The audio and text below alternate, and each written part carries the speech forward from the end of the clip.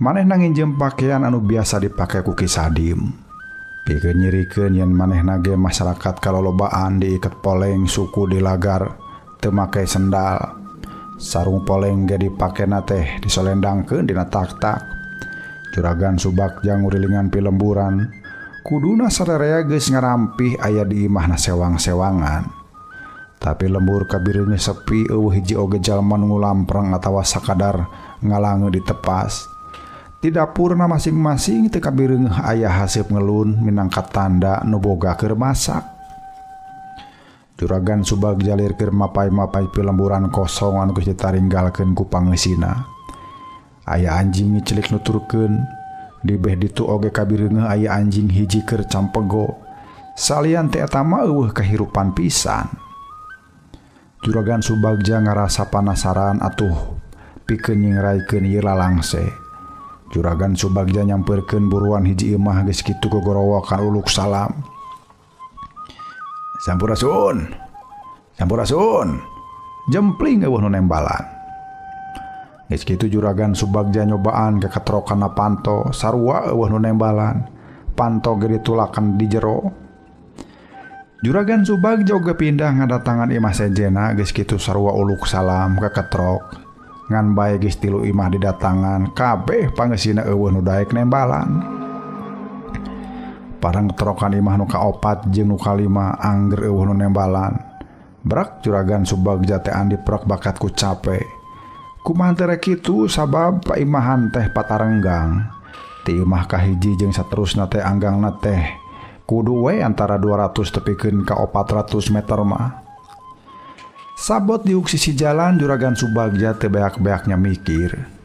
Manehna tetep ngaduga yen sabenerna pangeusi imah teh araya ngan bae embung nampa manehna. Naha embung nampa manehna alatnya naha embung nampa manehna teh alatan aya patalina jeung urusan Mad Sahim. Lamun nya kitu bener cek omongan Ki Sadim yen Mad Sahim teh di pangemitan loba baladna. Nya kumaha teh rek kitu meureun sabab loba urang pakemitan anu jadi murid main pom Mad Sahim. Kasimpulan sejen tina ieu kaayaan bisa jadi sakur muridna Mad Sahim mah geus apal kana kajadian Rajapati di perkebunan Ranca Bali.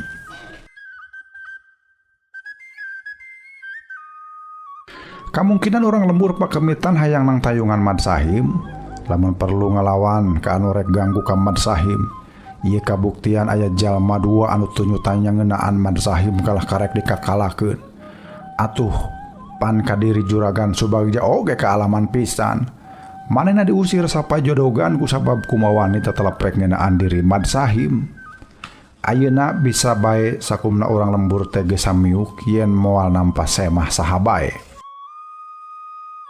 Kitu sababna Juragan Subagja diantep sina kalantar eueuh nu ngaku ka Sugri. Juragan Subagja kukulunuan sorangan di pilemburan suni. Tapi kawayah sareupna malah tepikeun kakaayaan geus mongkleng manehna teh masih keneh aya di dinya. Juragan Subagja ingat yen salah sahiji tujuan ngadatangan ieu lembur teh hayang nepungan Mad Sahim. Ku Ki Sadim geus dibejaan lebah-lebahna imah Mad Sahim. Atuh kitu sababna manehna nyobaan yangan imah nu dimaksud. Kaayaan teh mungguh teu is combrek, jaba eueuh jalma nu lampreng jaba saban imah teu marasang lampu, bangun anu geus baradami. Juragan Subagja leumpang ukur ngalelebah dumasar pituduh Ki Sadim ngeunaan di mana imahna Mad Sahim. Imahna Mad Sahim teh aya di tempat luhur di tungtung lembur. Nyaho kitu teh dumeh di palebah dinya kabireungeuh aya cahaya lantera bangun ka kali cesan. Ngan ku ayana eta cahaya bisa ngayakinkeun yen di dinya teh aya imah. Juragan Subagja boga harepan. Lamun mah bener eta imah Mad Sahim atuh maneka beneran jadi ciri ka mana Juragan Subagja kudu ngajugjug. Mimitina Juragan Subagja nganggap bodoh ka urang pakemitan. Karena naon kabeh imah mariman lampu ari lampu di imahna Mad Sahim tetep kurung mah pan sarua jeung tuduh jalan. Ngan bae beres mikir kitu Juragan Subagja oge manggihan sangkaan anyar. Boa-boa geus diatur. Kabeh imah mareman lampu terukur lampu di Mamad Sahim tetap hurung mah. Palang siang, aing teh dihaja pikeun ngadatangan Mad Sahim. Cek pikir Juragan Subagja. Bari pinuh ku was-was jeung waspada Juragan Subagja ngadeketan eta imah. Ngan sanggeus ampir tepi ka pakarangan lantaran ngagantung hareupeun golodog teh ngadadak pareu. Atuh kayaan teh jadi poek mongkleng buta rajin teu kabireungeuh curug-curug acan. Ngan sanajan kitu Juragan Subagja tetep ngalengkah ka hareup ngadeketan pakarangan. Saha nu aya di imah ieu? Juragan Subagja tumanya. Jempling. Atuh Juragan Subagja teh tumanya deui tur ari geus kitu mah kakara aya nu nembalan. Kula anu tumanya ka sia mah. Saha sia? Kadenge sora lalaki setengah peura. Kadenge na deukeut pisan bisa jadi manehna teh ngajegah hareupeun golodog imah. Juragan Subagja teh teu wani terus ngalengkah manehna kudu ngatur posisi. Kaula Hov Agent ti Kepolisian Bandung ngaran Subagja. Oh, polisi Walandanya. Deuk naon dia ka dieu? Rek tumanya di mana ari Nyi Suminar? Nyi Suminar Sri Panggung Sandiwara. Nya. Kapan cek umum mah geus pae. Hantuna oge marakayangan di luhur panggung Sandiwara. Teu percaya. Cek Juragan Subagja. Kajeun. Jempling sajongjongan. Kaula geus mukaan dokumen bogana Tuan Frederick. Di dinya kacatet aya 2 ngaran anu kudu diwaspada. Saha? Kahiji Mad Sahim, kadua Nyi Suminar.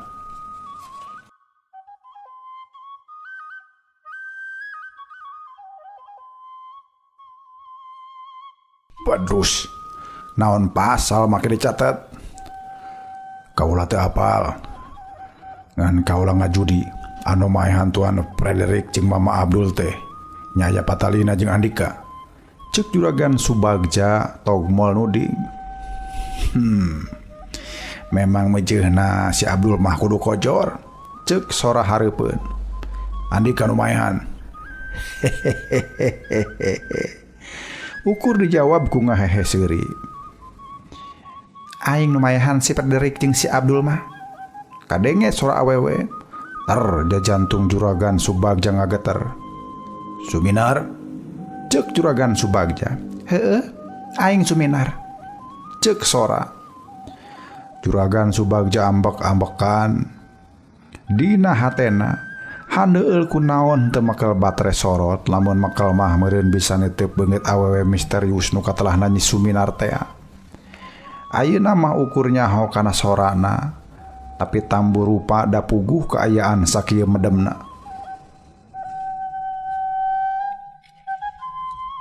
Kaula geus ngaduga. Syukur aya ngaku.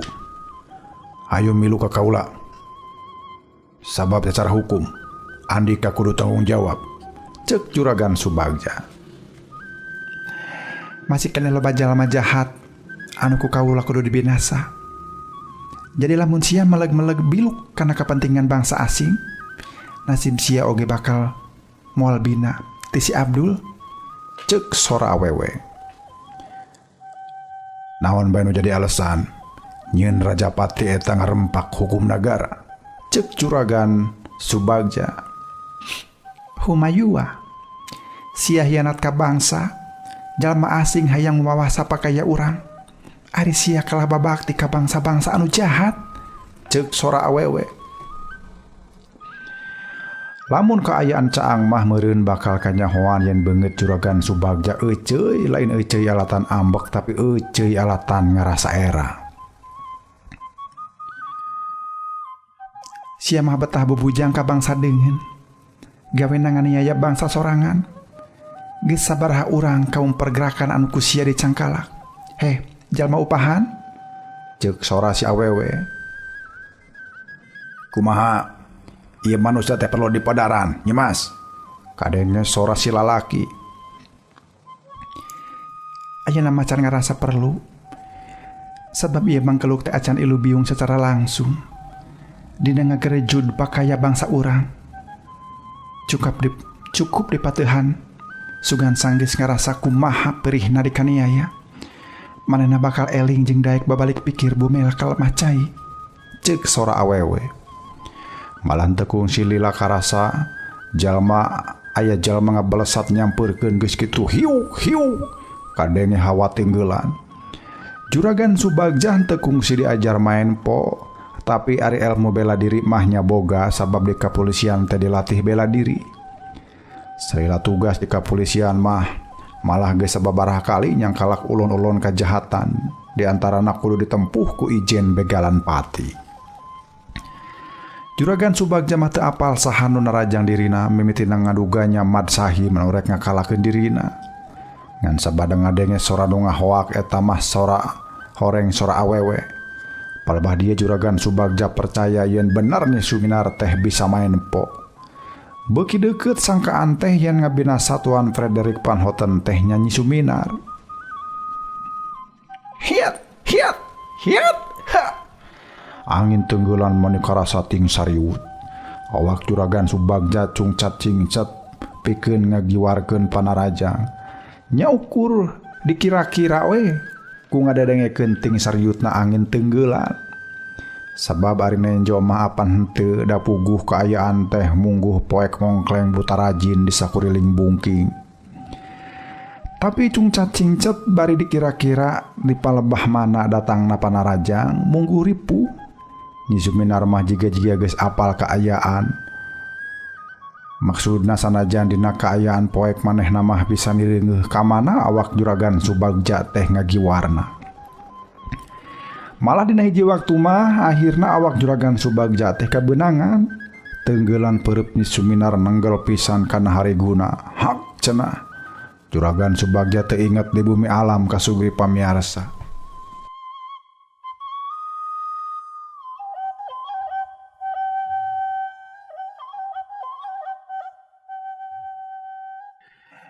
Kasugri pamiarsa mitra kaum dangu anu mulia. Waya subuh Juragan Subagja diguyah-guyah basa manehna ngoreja tetela nu ngahudangkeun teh Ki Sadim. Kunaon calira kolo ebog di pakarangan? Ceuk Ki Sadim. Juragan Subagja rurat reret ka sakurilingna nu tetela mah nya ieu teh pakarangan imah Ki Sadim. Dipipir kadenge kuda manehna huam hiem.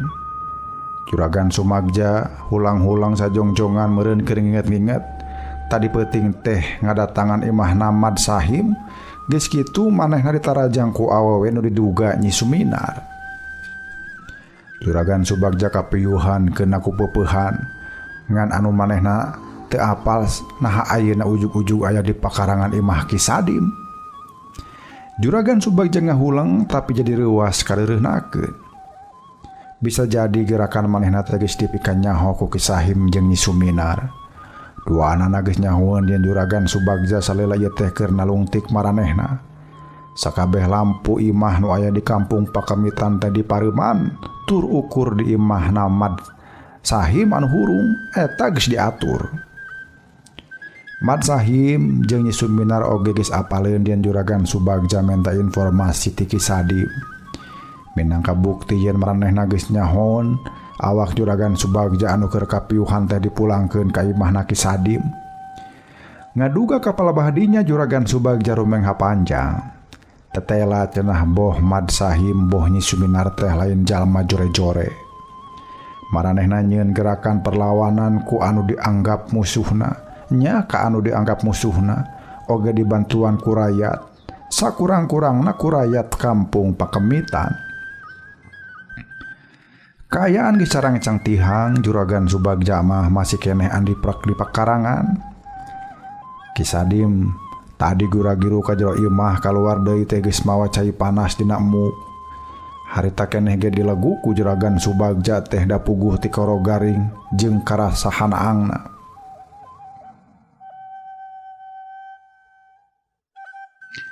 Ieu pistol salira gular-gular kitu bae, ceuk Ki Sadim kerung. Manehna jika karanyaho yen teu jauh teh eta tempat Juragan Subagja diuk aya pistol ngagoler. Juragan Subagja oge ngerasa reuas mireungeuh pestolna aya ngagoler di dinya.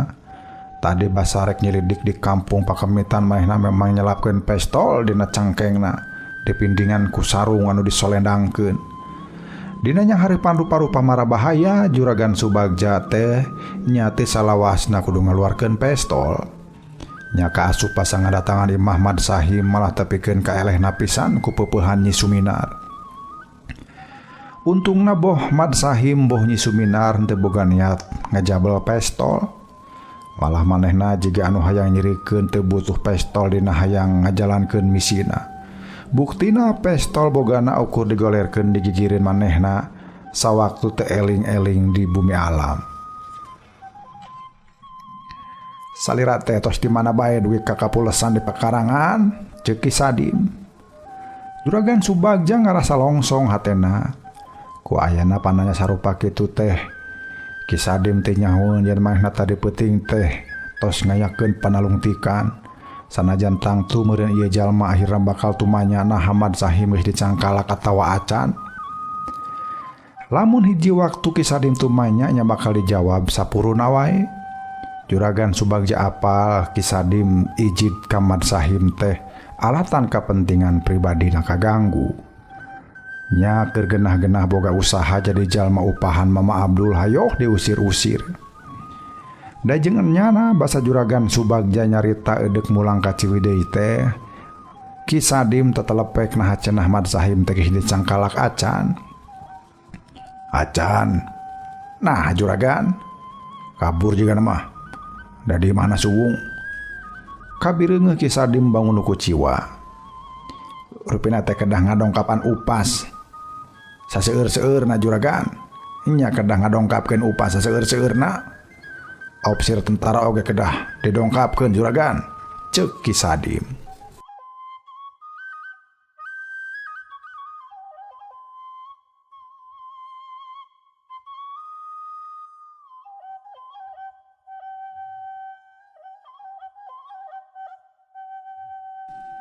Kasugri pamirsa mitra kaum dangu anu mulia, kira-kira tabuh 7 isuk-isuk Juragan Subagja geus nyongklang di muru kantor camat Ciwidey.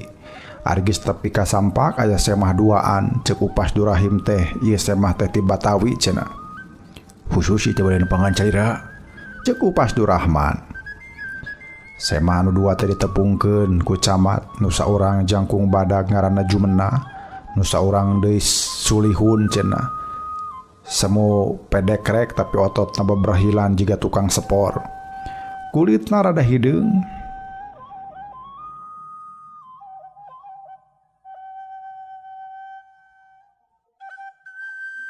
Lah, abis dapat janda bahenol nih Ceuk Sulihun irihilan. Juragan Subagja neuteup sakebatan. Bisa jadi nu sejen yang kamehna teh nya mahna teh balik teh kusabab keur neangan awewe nu gawe di kebon. Geuning kamari Upas Durahman bangun ku ciwa teh diajak teh. Tapikeun bae cenah mending nyangka kitu. Saterusna Jumena baturna Sulihun tumanya tepi ka mana cenah nalungtik soal Nyi Suminar teh. Juragan Subagja ngajawab sapuruna. Jiga nama leungit ku urusan parbut lahan di panggung sandiwara. Tembal Juragan Subagja. Katanya lu periksa itu pembunuhan tuan perkebunan. Giliran Sulihun anu tumanya. Ku Juragan Subagja dijawab yen kakara tahap panalungtikan. Can pugu boleh hideungna. Omongna deui. Geus kitu Jumena nyebutkeun yen Juragan Subagja ti samet ayeuna mah geus teu kudu nalungtik Nyi Suminar. Komo cenah lamun geus boga kasimpulan Nyi Suminar leungitna ku urusan parbut nya ku urusan parbut lahan usaha di panggung sandiwara mah.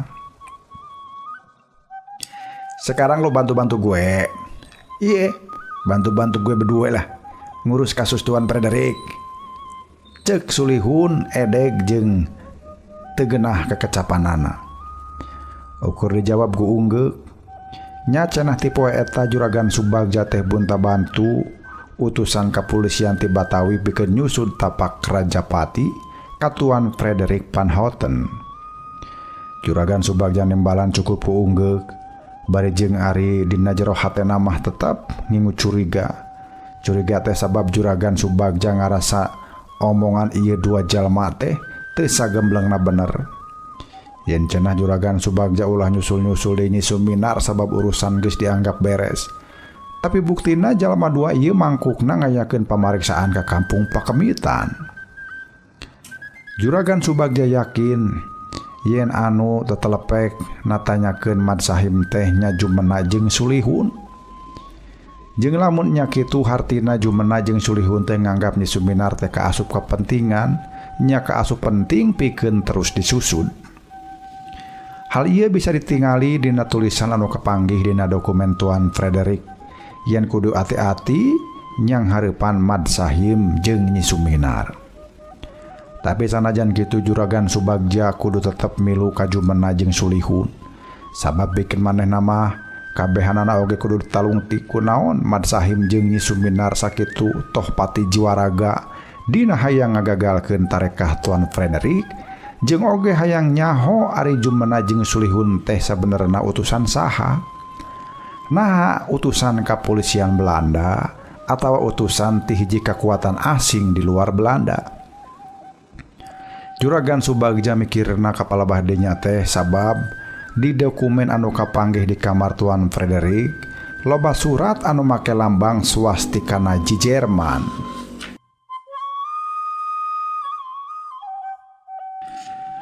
Poe eta keneh kuda tilu ngabring mururan cabali nu tarumpakna Jumena Sulihun jeung Juragan Subagja. Juragan Subagja kudu ngaridokeun maneh jadi bawahan jalma dua ieu kusabab maranehna teh utusan khusus ti Kepolisian Pusat di Batawi. Ari sedengkeun pan manehna maukur agen polisi daerah Bandung. Dua jalma anu dituturkeun ku manehna kabireungeuh hayang nembongkeun salaku jalma anu leubet ku pangalaman jeung kabisa teh. Sajajalan oge gawena teh ngan mere papagah we kumaha carana jadi polisi nu hade cenah.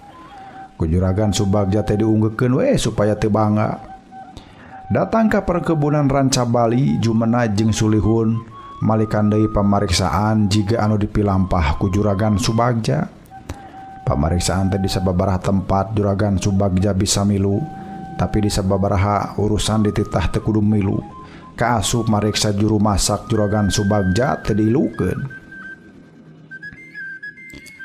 Lu nggak nanya dengan cara apa Tuan Frederick mati?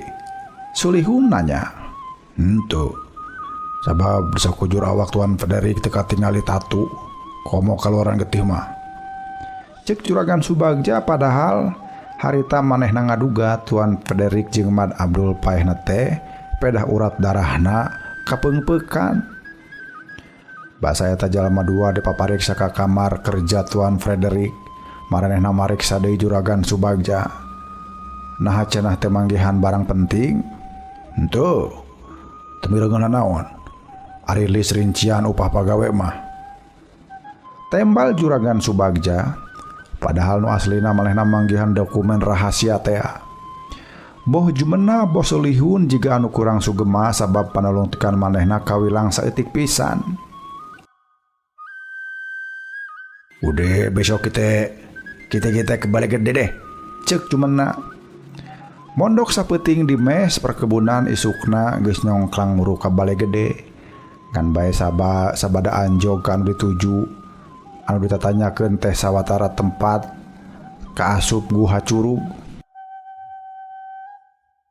Yang naon di Curug? Cek Juragan Subagja pura-pura teu apal. Tapi nu ditanya nembalan tatag cek maranehna masing diterangkeun oge da moal ngarti cenah. Juragan Subagja teh teu nyeri hate dilelecek kitu. Ongkoh danya lamun dina sanggupna ieu dua jalma nerangkeun biji uranium tapi da Juragan Subagja mah moal apal anu kumaha biji uranium teh. Ukur cek teori wae yen biji uranium teh bisa dipake mesiu anu lamun dibitukeun teh bisa ngancurkeun jagat kasugri. Ngan anu kumaha jenis batuna Juragan Subagja oge can kungsi mireungeun. Numutkeun catetan mah tepikeun ka taun 1800-an bangsa Nusantara teh acan wanoh kana biji uranium kasugri. kajaba masyarakat khusus anu loba hubungan jeung bangsa dengan mimiti kapanggihna tahun 1788 ku ahli kimia orang Jerman ngaranna Martin Heinrich Klaproth. Ngan cek manehna ti tahun 78 Masehi geus dimangpaatkeun. Ngan bae dimangpaatkeun pikeun kaperluan kahirupan sosial ekonomi industri saperti jeung zat warna pikeun bahan kaca. Bae dieu mimiti kapanggih yen uranium bisa dijieun alat bakar saperti jang tenaga listrik. Ku kalangan militer bahan uranium bisa dijieun bom anu kakuatan bituna teu mungguh ngageterkeun jagat. Dina perang dunia kahiji tahun 1814 tepikeun ka tahun 1818 can nyiarieun bom atom tapi ti harita ari uranium mah geus bisa dijieun senjata pikeun maehan jalma secara massal geus kapanggih. Dina ieu carita sabenerna mah organisasi Nazi mah can aya ngan bae cikal bakalna geus ngadeg tahun 1820. Partai Nasional Sosialisi des de Arbetre Partei.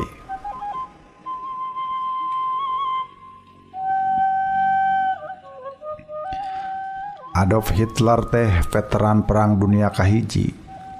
Rengse perang jadi anggota partai anu kasebut tadi di luhur. Ngan bae komara manehna leuwih hebat tepikeun ka akhirna ieu partai teh direbut ku manehna. Beh dia dirobah jadi Nazi. Geus lain salaku partai rakyat deui, da gaya kapemimpinanna geus niru-niru militer. Jadi teu mustahil dina awal-awal tahun 1820-an Hitler geus mimiti mikiranan kumaha carana ngadegkeun militer anu kuat persenjataanana.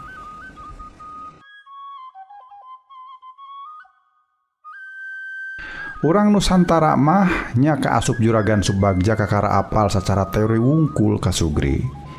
Yan aya jenis biji batu anu katelahna uranium tur bisa dipake rupa-rupa kaperluan ti mimiti barang-barang industri keur sapopoe tepikeun ka industri energi listrik jeung sanjata pemusnah. Bisa jadi cenah Boh Mad Sahim Boh Nyi Suminar oge acan nyaho persis nu kumaha ari biji uranium teh. Tapi ari ngadenget tina uranium bisa dijieun senjata nu ngabahayakeun umat manusia mah maranehna oge can nyaho kumaha perak-perakanana. Ngan ayeuna sabada maranehna nyahoan yen aya utusan Nazi nu ngaborongan lahan tanah di Pakidulan tur diduga loba ngandung biji uranium. Boh Mad Sahim Boh Nyi Suminar hatena kaoyageun pikeun hayang nang tayungan pakaya lembur sorangan.